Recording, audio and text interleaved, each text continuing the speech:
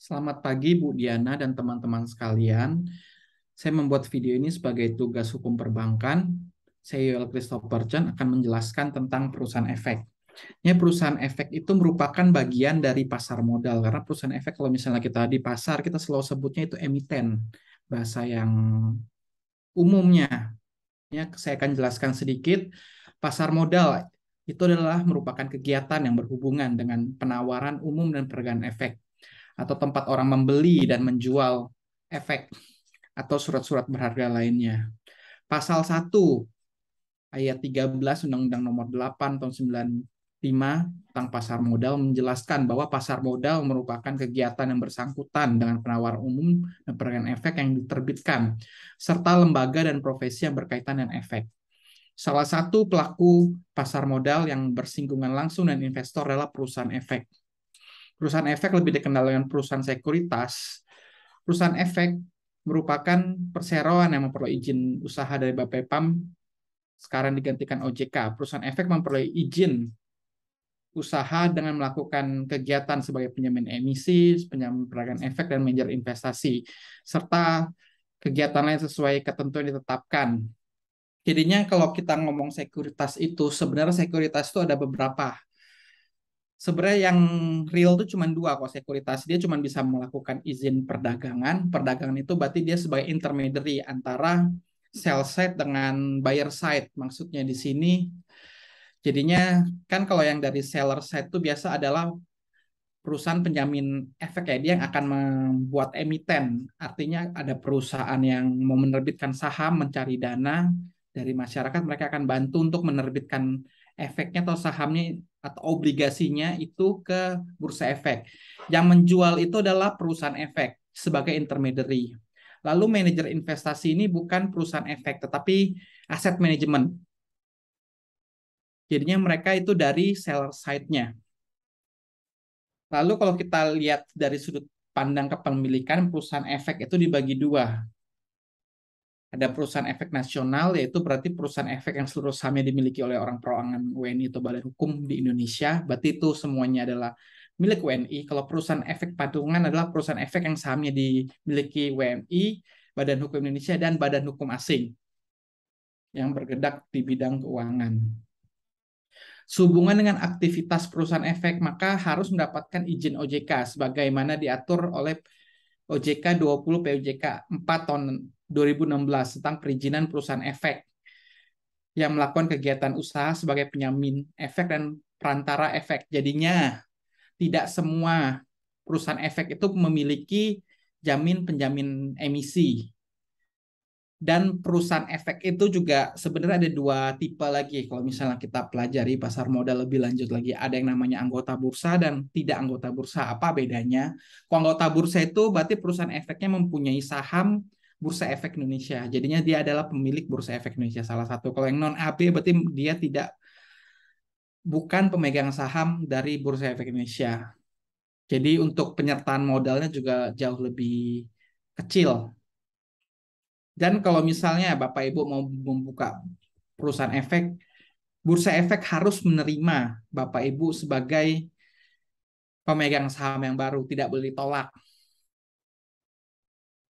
Lalu dalam melangsungkan kegiatan perusahaan efek dapat diwakili oleh perorangan-perorangan sebagaimana di POJK tersebut. Pengaturan perusahaan efek juga ialah dalam POJK nomor 50 04/2020 tentang pengendalian internal perusahaan efek yang melakukan kegiatan usaha sebagai perantara peran efek. Jadinya kalau kita ingin mendirikan perusahaan efek itu harus memiliki izin perorangan direkturnya minimal. Apa itu? Kan tadi saya udah ngomong ada namanya perusahaan efek, ada penjamin emisi dengan manajer investasi. Jadi setiap perusahaan itu ada atau setiap fungsi tersebut ada izinnya sendiri. Jadi kalau misalnya kayak manajer investasi harus memiliki izin wakil manajer investasi. Jadinya bukan cuma lulus ujian, misalnya sekarang kan ujian di LSPPMI. Dan itu juga harus diverifikasi atau diajukan ke OJK kalau misalnya dapat izin perorangan baru memenuhi syarat. Salah satu syarat untuk membuka perusahaan efek, perusahaan manajer investasi. Begitu pula dengan perusahaan perdagangan efek, dengan perusahaan penjamin emisi. Kalau perusahaan perdagangan efek dan penjamin emisi ini adalah perusahaan efek. sekuritas. Izinnya juga sama kalau untuk melakukan perdagangan WPPE, namanya artinya wakil perantara peran efek, dan satunya lagi untuk menjamin emisi adalah wakil pengantara penjamin emisi efek. Lalu perusahaan efek merupakan pihak yang melakukan kegiatan usaha sebagai penjamin emisi, perantara peran efek atau investasi. Perusahaan efek berperan dalam mendukung eksistensi pasar modal dalam mempelajari perputaran dana dan informasi, mendukung sistem dan aktivitas bursa sebagai bagian dari pasar modal dan unit usaha, meningkatkan kegiatan investasi pasar modal untuk menunjang perekonomian nasional. Perusahaan efek berfungsi untuk sebagai perantara mengalirkan dana informasi antara pemodal dengan pemodal dan pemodal dan emiten sebagai ujung tombak bursa atau pasar modal.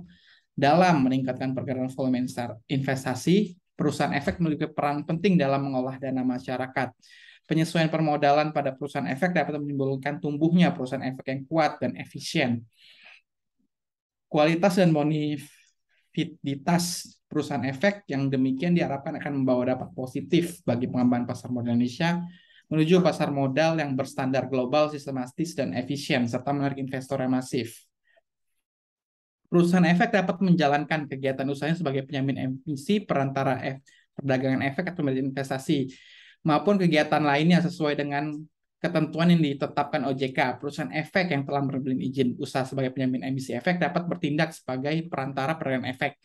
Perusahaan efek bertanggung jawab segala kegiatan yang berkaitan dengan efek yang dilakukan direktur, pegawai, dan pihak lainnya bekerja pada perusahaan tersebut. Secara umum, perusahaan efek dibagi kedua golongan. Kita udah bahas sebelumnya, perusahaan efek nasional dengan perusahaan efek patungan. Kalau yang nasional berarti seluruh sahamnya itu dimiliki oleh perorangan, WMI atau Badan Hukum Indonesia. Kalau yang patungan bisa perorangan, Badan Hukum Indonesia dengan Badan Hukum asing. Ini mungkin aku mau mempertegas lagi, jadinya perusahaan efek itu hanya atau sekuritas itu hanya mempunyai izin yang namanya perdagangan dengan penjamin emisi. Manajer investasi itu berbeda, itu adalah aset manajemen. Tapi biasanya itu bisa dalam grup yang sama. Tapi itu izin yang berbeda. Lalu yang perlu diketahui kalau misalnya kita mau berkarir di pasar modal atau ingin berbisnis di perusahaan efek, kita perlu memenuhi beberapa syarat. Intinya kita harus punya direksi yang memiliki izin perorangan. Dan mendapatkan itu mungkin cukup sulit ya. Mungkin kayak kita ujian, apa sih namanya, ujian advokat. Itu juga lumayan sulit. Jadinya sekarang kan bukan kayak zaman dulu lagi untuk ujian WMI, WPPE dengan WPE itu tinggal kita kerjain soal 100 pilihan ganda, nggak kayak gitu. Itu ada tambahannya karena sudah comply dan BNSP. BNSP itu adalah Badan Nasional Sertifikat Profesi, sehingga jadinya kalau orang mau ujian nggak hanya untuk mengerjakan 100 soal tersebut, tetapi akan ada wawancara dengan asesor namanya. Jadi dia akan mengecek portofolio, apa yang pernah Bapak Ibu kerjakan, terus itu Bapak Ibu kemampuannya sampai mana, itu akan dicek semua dari interview, wawancara, cek portofolio, dan sebagainya. Jadinya untuk lulus di situ udah cukup sulit Bapak Ibu. Jadinya Bapak Ibu harus mempunyai suatu benar-benar pengalaman lah, nggak bisa untuk sembarangan orang yang tanpa pengalaman bisa untuk mendapatkan izin tersebut. Lalu perusahaan efek menurut POJK 57 tahun 2007 tentang penerapan tata kelola perusahaan efek yang untuk melakukan kegiatan usaha sebagai penjamin emisi dan perantara efek wajib melakukan pengendalian internal terhadap perusahaannya. Untuk hal itu, maka perusahaan efek wajib membentuk fungsi manajemen resiko dengan kepatuhan dan audit internal. Jadi sebenarnya kalau kita lihat fungsi-fungsi dari perusahaan efek itu, pertama ada melakukan perdagangan, perantaraan. Apa beda perdagangan dan perantaraan? Kalau misalnya kalian cuma punya izin perantaraan, itu mungkin kalau kita lihat bank-bank wealth management itu cuma perantara. Kenapa perantara? Karena dia cuma intermediary. Dia nggak bisa untuk memasukkan datanya langsung ke bursa. Mereka harus intermediary lagi ke sekuritas. Jadi misalnya Bank BNI, mereka kan biasa pakai sekuritas. Kalau misalnya ada klien wealth management mau beli reksadana atau apa, bisa lewat wealth management, tapi itu akan disampaikan ke MI-nya. Jadi mereka cuma sebagai perantara. Kalau udah izin perdagangan, berarti mereka bisa langsung. Karena mereka ibaratnya kalau misalnya kita lihat, mungkin kayak mereka itu kayak distributor. Kalau misalnya kita lihat perdagangan itu, kalau perantara itu cuman kayak agen-agen kalau misalnya untuk bahasa yang lebih itu. Lalu ada fungsi analis efek itu apa, jadinya kalau kita mempunyai perusahaan sekuritas pasti ada yang namanya analis. Di situ akan melihat apa sih namanya, melihat saham-saham obligasi yang bagus, dan mereka akan membuat reportnya, apakah itu reportnya seperti apa, apakah itu layak dibeli, apa dijual, apa ditahan, seperti itu. Nanti itu ada analisa fundamental dengan teknikal di dalamnya. Lalu ada fungsi IT juga, ada fungsi administratif kayak finansial segala macam, dan dua fungsi yang ini, manajemen resiko dengan audit internal. Kenapa kalau misalnya kita perlu manajemen resiko? Karena perusahaan keuangan itu seperti bank juga termasuk di dalamnya, itu kan sebenarnya perusahaan servis ya. Kalau perusahaan servis itu diperlukan yang namanya kepercayaan. Sedangkan kalau misalnya di perusahaan efek ini, duit digelapkan itu mungkin sudah bisa lah kalau misalnya nggak ada manajemen risiko. Kita bayangkan kayak gini, misalnya saya klien, Bapak Ibu adalah agennya atau sekuritasnya atau distributornya. Jadi saya bilang, saya order Bapak Ibu, saya mau beli saham ini 100 lot saham A. Lalu misalnya Bapak Ibu cuman masukin apa sih namanya? Cuman masukin 10, jadinya sisa duitnya kan saya transfer itu untuk 100, tapi Bapak Ibu cuma masuk 10. Lah 90 itu Bapak bisa ambil. Makanya perlu manajemen risiko untuk pengawasan seperti itu. Lalu juga manajemen risiko untuk melihat integritas dari karyawan-karyawan dari perusahaan efek itu sendiri. Kenapa? Karena kalau kita bisa melihat ya, ada common practice tapi itu dilarang, jadinya memberikan kickback. Jadi misalnya Bapak Ibu dianggap ikan kakap nih, transaksi Bapak Ibu setiap bulan bisa miliaran lah untuk transaksi jual belinya. Supaya Bapak Ibu nggak pindah ke sekuritas sebelah, biasanya akan dikasih diskon atau apa, diskon biaya transaksi segala macam. Itu kan namanya kickback, itu nggak boleh. Lalu untuk internal audit dengan kepatuhan, ini dibuat untuk melihat apa sih namanya, melihat apakah integritas, apa etika yang dilakukan karyawan-karyawan itu ada. Seperti yang tadi saya bilang juga, apakah analis misalnya memberikan rekomendasi itu benar-benar sesuai dengan kenyataan, apakah dia dikasih apa, dan dikasih hadiah lah dengan emiten, habis itu diminta tolong bikin dong saham saya biar dikasih buy, biar banyak yang beli. Itu kan nggak boleh, jadinya nggak independen lagi dalam menulis report.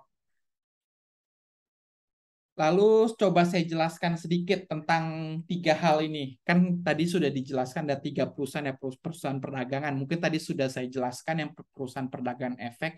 Lalu penjamin emisi itu yang saya sudah ngomong sedikit, itu tentang apa sih namanya? Dia adalah perusahaan penjamin emisi. Emisi itu kan efek. Efek itu adalah saham yang dikeluarkan oleh calon-calon emiten. Jadi Bapak Ibu misalnya punya perusahaan, kita anggaplah perusahaan properti. Bapak Ibu bilang, saya butuh dana nih berapa? 200 miliar. Saya mau terbitin saham aja lah, saya sudah terlalu banyak misalnya hutang saya ke bank. Jadinya kalau saya pinjam hutang lagi terlalu beresiko perusahaan saya. Jadi dia mau menerbitkan saham. Apa yang perusahaan itu harus lakukan pertama kali? Dia harus ke perusahaan sekuritas yang memiliki izin penjamin emisi efek. Dan di situ akan dilakukan due diligence segala macam. Oke, kita hitung valuasi segala macam, kita hitung semua asetnya segala macam, kita audit, kita panggil konsultan keuangan, kita cekin semua izin-izin dia segala macam. Kalau sudah comply segala macam, baru kita bisa melakukan pengajuan ke Bursa Efek dan OJK. Setelah itu baru penjamin emisi akan menjual saham-saham itu kepada publik. Setelah itu baru sahamnya akan dicatatkan. Kurang lebih prosesnya seperti itu. Lalu yang terakhir major investasi. Major investasi itu apa? Major investasi itu bukan perusahaan efek kalau menurut saya ya pribadi. Karena perusahaan efek itu izinnya cuma dua. Kalau kita ngomong perusahaan efek itu sebagai sekuritas, dia cuma sebagai perdagangan dengan penjamin emisi. Kalau misalnya major investasi itu pasti perusahaannya aset manajemen. Misalnya BNI Asset Management atau BCA Asset Management. Belakangnya ada Asset Management bukan sekuritas. Makanya itu berbeda. Apa yang MI lakukan? MI itu atau manajer investasi itu adalah dari seller side. Jadi seller side maksud apa dari buyer side. Jadinya dia akan membeli saham, membeli obligasi, membeli produk pasar uang dengan apa? Dengan cara dia menghimpun dana dari masyarakat. Kan kita tahu nih, untuk bertransaksi saham atau menganalisis efek itu tidak semua orang bisa lah atau jago. Jadinya kita percayakan uang kita, kita bayar fee aja ke manajer investasinya, duit kita itu dikumpulkan dia, kita kasih ke dia dengan harapan bahwa dengan pengolahan dia akan mendapatkan hasil yang lebih baik dari kita trading sendiri atau berdagang sendiri lah, jual beli sendiri. Kurang lebih seperti itu dari perusahaan efek. Jadinya perusahaan efek itu kalau dari modul ada 3, sebenarnya 2. Jadinya manajer investasi itu sendiri adalah aset manajemen. Terima kasih. Semoga video ini bisa bermanfaat bagi kita semua. Terima kasih.